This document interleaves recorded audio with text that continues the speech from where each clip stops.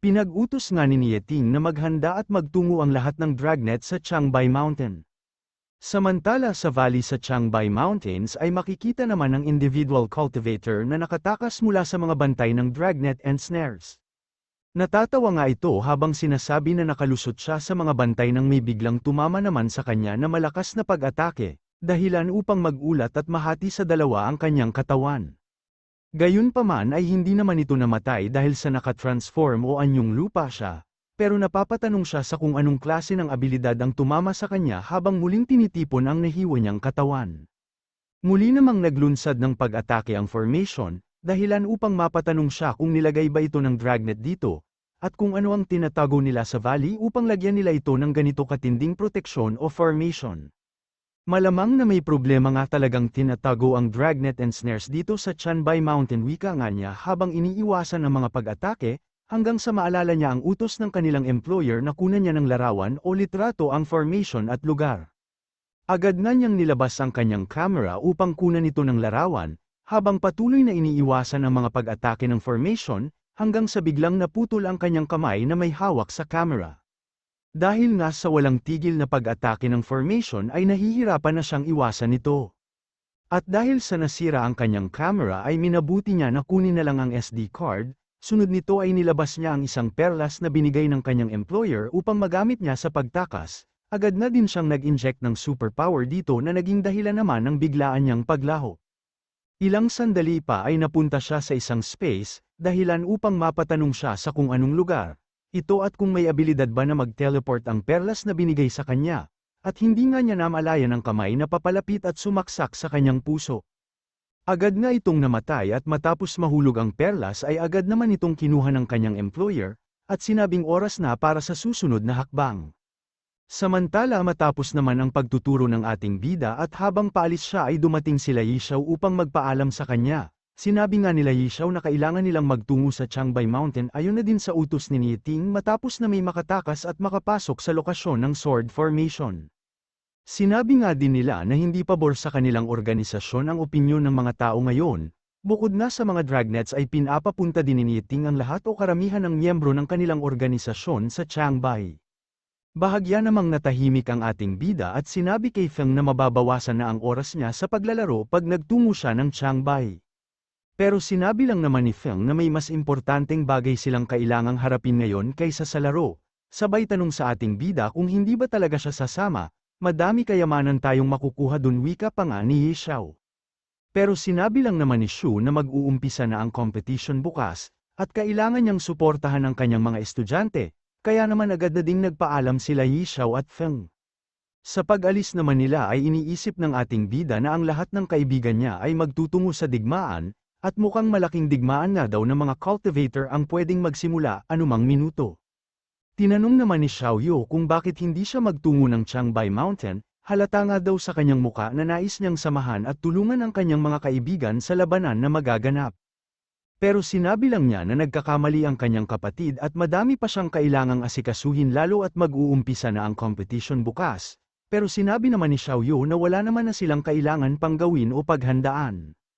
Pero sinabi nga ng ating bida na madami pa silang kailangang gawin, wala pa nga daw silang uniforms at mga flags na gagamitin, at sinabi nga niya na mayroon siyang magandang plano na pwede nilang pagkakitaan. Samantala sa sumunod na araw ay sinabi ng announcer na ang unang all-college cultivation competition ay magsisimula na, at kasunod nito ay tinatawagan nila ang mga kalahok sa iba't ibang paaralan. Ang unang pumasok ay ang mga estudyante mula sa Luzhou College, na sinundan ng Northwest College, habang nagpaparada nga ang mga kalahok sa iba't ibang paaralan ay hindi naiwasan ng mga ito na mapag-usapan ang Luosheng College. Sinabi nga ng lalaking may berde na buhok na nakakahanga at kamangha-mangha ang mga estudyante ng species study, kaya malamang sa ang slogan nila ay agresibo din ang dating nasinang-ayunan naman ng lalaki sa gitna. Kahit kailan ay hindi pa sumasablay sa panunuya si Queen Lucy, kaya siguradong ma-shock ang lahat, wika pa nga niya. Kaya naman na-excite agad sila nang marinig na pinapapasok na ang grupo ng Luosheng College. Pagpasok nga nila Shu ay nakatatak sa likod ng kanilang jersey ang title ng manhwa natin. Habang papasok nga sila ay sinabi ng announcer na nakaka-inspire ang kanilang itsura, at naglalakad ng mayroong hindi magpapatinag na determinasyon. Makikita din natin ang matinding ambisyon nila sa kanilang flag wika pa nga ng announcer na mukhang nagkamali sa kanyang sinabi, at napapatanong kung pwede ba niyang basahin ang nakasulat dito. Bigla naman silang nag-post at makikita sa kanilang jersey ang mga sponsor nila sa competition, kung saan ang mga flags nila ay patungkol sa produkto ng sponsors nila. Dahilan upang matahimik ang lahat ng nasa stadium at magbigay ng negative points sa ating bida. Bigla nga ding napatanong ang lalaking may berde na buhok sa kung ano daw kaya ang iniisip ni Queen Lucy, sinabi naman ng lalaki sa kanan na alam niyang mukhang pera ang ating bida, pero hindi daw niya lubos akalain na hanggang sa competition ba naman ay maiisipan pa niyang mag-advertise para magkapera. Dahil nga sa kahihiyan na nararamdaman nila ay nais na lang nilang maglaho mula sa kanilang upuan. At habang nasa bench naman ang ating bida, ay inuutusan niyang umikot ang mga ito sa buong stadium pag oras na ng kanilang laban upang makita ng mas madaming tao ang ads nila, na sinang-ayunan naman nila basta wag daw kalimutan ni Shu ang kanilang porsyento. Maging si Xiao Yu nga ay binili niya din na wag kalimutan ang kanyang linya, sabay tumayo at nagpaalam upang tignan ang patakaran ng kanilang competition. Nagtungo nga siya kila Yutang habang iniisip kung bakit puro kwentuhan pa din sila at hindi pa inuumpisahan ang palabunutan, at matapos naman siyang makita ni Yutang ay nagkaroon ito ng idea. Sinabi nga ni Yutang na 7 colleges silang mga kalahok, at tinanong kung pwede bang sa huli na lang lalaban ang Luotian College, o wag na muna silang isali sa unang round.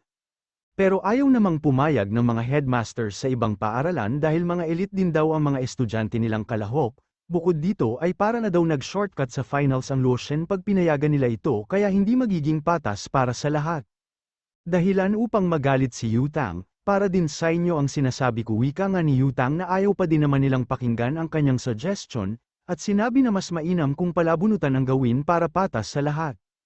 Huwag kang mag-alala Yutang, ayos lang kami kahit sino makalaban namin wika naman ang ating bida, pero iniisip naman ni Yutang na ayaw niya lang mapahamak ang estudyante mula sa ibang colleges. Habang bumubunot at minamalas nga naman sila, dahil first at second round agad ang nakuhang laban ng team ng ating bida. Agad namang nag-umpisa ang paligsahan at si Lin Yixen mula sa Southwest Cultivation College ang unang tinawag, sinabi nga nito na basta hindi kasali si Queen Lucy o ating bida sa laro ay siguradong hindi magiging banta sa kanila ang Luotian College. Agad nga ding nagsigawan ang mga taga Southwest College, bukod sa babaeng may dilaw ng buhok dahil alam niya ang lakas ni Xiao Yu mula sa Luotian College, na kanyang sinusuportahan dahilan upang sabihin ng mga ka-schoolmate niya na traidor siya. Bigla namang winasiwas ni Negrito at Zuan ang mga flags nila at sinabi na commercial muna bago magsimula ang laban, dahilan upang magtaka ang mga taga Luotian College sa kung anong kahihiyan ang ginagawa nila. Bigla namang sinabi ni Shu na wasaki ni Xiao Yu ang kanyang kalaban gamit ang buo niyang lakas, dahilan upang mainis ang kanyang kalaban na naririnig ang utos ni Shu sa kanyang kapatid. Kaya naman sinabi niya na imposible para kay Xiao Yu na talunin siya, dahil isa na siyang B-rank ngayon, kaya matapos nga daw niyang talunin si Xiao Yu ay siguradong magiging madali na lang ang susunod nilang laban sa mga taga Luotian College. Dahilan naman upang mainis ang mga taga Luotian College sa kayabangan niya, nakatanggap agad ng trash talk si Xiao Yu wika nga ng announcer na napapatanong sa kung ano kaya ang isasagot ni Xiao Yu. Napabuntong hininga lang naman si Xiao Yu dahilan upang matahimik din ang mga manunood, na biglang napamura matapos marinig ang advertisement niya na kinahiya na din maging ng kanyang kalaban. Naiyak na nga lang ang mga tagahanga ni Xiao Yu matapos siyang mag-commercial, at napapatanong kung bakit sinusunod niya ang mga kalokohan ni Lucio, na nakuha pang mag-send ng video bilang patunay sa kanilang ads. Bigla namang sumigaw ang kalaban ni Xiao Yu at tinatanong kung bakit hindi man lang sila kinakabahan o kung hindi ba sila natatakot na matalo, pero tinanong lang naman ni Xiao Yu kung nais niya ng noodles, dahil may tinda silang Little Squirrel Noodles. Bigla namang sumigaw ang announcer at sinabi na nagsimula na ang kanilang laban at dapat na nilang tigilan ang pag-uusap. Agad namang tinipo ni Xiao Yu ang enerhiya sa kanyang kamay, dahilan upang mapaisip ang kanyang kalaban. Ayon nga daw sa impormasyon nila ay awaken si Xiao Yu at may abilidad na Earth type, Formation type at Beast taming, kaya napapatanong ito sa kanyang sarili kung anong abilidad ang gagamitin ni Xiao Yu. Hanggang sa bigla siyang nagulat, dahil gumawa ng madaming lushu si Xiao Yu, dahilan upang mapatanong siya sa kung anong teknik ang kanyang ginamit, at maging ang ating bida nga ay naguluhan, dahil sinabi niyang wasaki ni Xiao Yu ang kanyang kalaban, pero hindi naman daw niya sinabi na wasaki ni Xiao Yu ang buo niyang pagkatao. Iniisip nga din ni Shu kung sa akala daw kaya ni Xiaoyu ay matatakot si Lin Yixin pag nakaharap niya ang madaming Lushu, dahilan upang tanungin niya si Xiaoyu kung tingin ba niya ay gagana ang plano niyang ito. Uuwi ka naman ni Xiaoyu, sabay sinabing tignan mo na wala na siya ng pag-asa, di nga makapaniwala si Lin Yixin na makakalaban niya si Queen Lucy at bukod dito ay 7 Queen Lucy pa ang nasa harap niya. Gusto mo na bang umatras matapos mong makita si Lushu? Wika naman ni Xiaoyu, pero akala nga din daw ni Xiaoyu ay lumakas na sila matapos ang training camp, dahilan upang maisip nito na isa din siyang B-rank at hindi pwedeng sumuko siya ng walang kalaban-laban. Kinuha nga niya ang kanyang espada habang sinasabi na wala siyang dapat ikatakot, hindi dapat katakutin si Queen Lucy. Wika pa nga niya habang mabilis na pasugad kay Xiaoyu. Na inutusan lang naman na maglabas ang mga Lushu na nasummon niya at agad na inumpisahang maghagis ng sibat bago pa makalapit si Lin Yixin. Na wala nang nagawa kundi depensahan ang kanyang sarili, hanggang sa mabitawan niya ang kanyang espada, kaya mabilis na tumama sa kanya ang isang sibat na nagdulot ng pagsabog dahilan upang bumagsak siya, at napatanong na lang kung bakit nakakapag-summon ng Queen Lucy si Xiaoyu. Masaya naman si Shu sa pagkakapanalo ni Xiaoyu dahil nakaipon din siya kaagad ng 2 million na negative points, at sinabing may sapat na siyang puntos para pag-ailawin ang susunod na bituin niya. Habang si Carol naman ay iniisip na ang batang babae pala na nakita niya sa kutsang ruin ay kapatid ni Lushu, iniisip nga din niya na isang triple-type awakener si Xiaoyu, pero tila may kakaiba nga daw at hindi niya masabi kung abilidad ba talaga ni Xiaoyu ang kanyang ginamit. Gayunpaman ay naiinggit nga siya dahil kayang gumawa ni Xiaoyu ng madaming Lushu, sana ako din nakakapag-summon ng madaming Lushu. Wika pa nga ni Carol na bigla na namang kinilig. Samantalang nagagalit naman ang mga headmasters sa ibang paaralan matapos nilang makita ang abilidad ni Xiaoyu, wala na nga daw lalaban pa sa kanila pag nagpatuloy ito.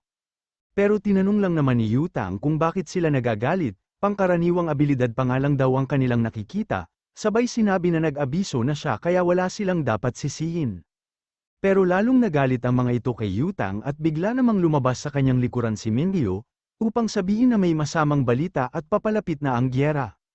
30 minuto nga ang nakakalipas ay sinabi ng misteryosong lalaki na ito na handa na ang lahat, at nilabas nga nila ang kanilang trump card dahilan upang lalong mahirapan sa sitwasyon ang Dragnet at Snares. Nag-post nga sila sa Funds Gang at sinabi na hindi nila kailangan matakot kay Nieting dahil restricted ang kanyang kapangyarihan, at wala siyang pwedeng gawin upang pigilan ang mga cultivator na magtungo sa Changbai.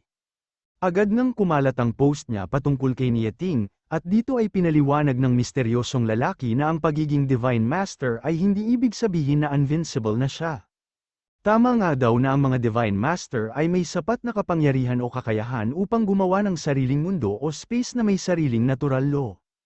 Pero hindi naman na daw tulad ng dati ang lahat, sira o madaming lamat na nga daw ang daigdig. Kaya sa pagkakataong gamitin ni Nieting ang kanyang kapangyarihan ay tuluyan itong mawawasak. Matapos nga ng paliwanag ng misteryosong lalaki ay halo-halo ang opinyon ng mga nakita nito, at mayroon din nagtanong sa kung sino siya at kung paano niya nalaman ang lahat ng ito. Bilang patunay nga ay sinabi ng misteryosong lalaki na ang Bishop, Puppeteer at Saint ay sinubukang pigilan si Nieting na mag-breakthrough, pero matapos siyang mag-breakthrough ay hindi siya naghiganti sa ginawa nila, na kinagulat ng lahat. Makalipas ang ilang sandali sa isang airport ay biglang hinagis ang lalaking ito, at sinabi ng Saint na kailangan ng Forever Bird ang airport ngayon, kaya mas mainam kung umalis na lang sila kung ayaw nilang magaya sa lalaki na nakabulagta. Muli ilang sandali nga ang nakalipas ay nabalita na ang ginawa ng Forever Bird, kaya napapatanong sila kung magtutungo din ba ng Changbai Mountains ang mga ito, dahil maging ang CDF, The Oath at Tanks ay patungo na din ng Changbai Mountains. Bigla namang may nag-post at sinabi na ginagamit lang sila ng misteryosong lalaki, na alam naman na daw ng Bishop pero hindi pa din nila pwedeng sayangin ang pagkakataon.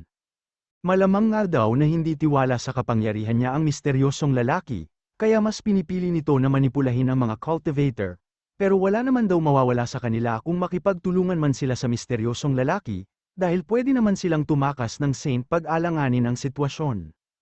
Alam nga din daw niyang mapanganib na hakbang ito, pero ang pagkakataon na matalo ang Dragnet and Snares ay nasa harapan na nila, at sigurado siya na hindi kakayanin ni Nieting ang pinsala na mangyayari sa kanilang organisasyon, at ang ganitong tukso nga daw ay mahirap pigilan. Dahil naman sa mga kasalukuyang nangyayari ay sinabi ni Yutang na kailangan nilang itigil ang paligsahan, at naglapitan nga ang mga estudyante na nais makatulong sa digmaan na magaganap.